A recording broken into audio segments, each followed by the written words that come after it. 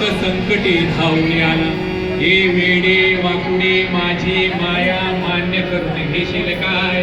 अनाजनाच्या मस्तकी हात तुझा ठेवशील काय? तुझे भजन कसे करावे हे ठाव मजला नाही. तुझे भजन तूच करून घे कलावान मी नाही. कुणी माना कुणी मानू नका यात आमचे काय.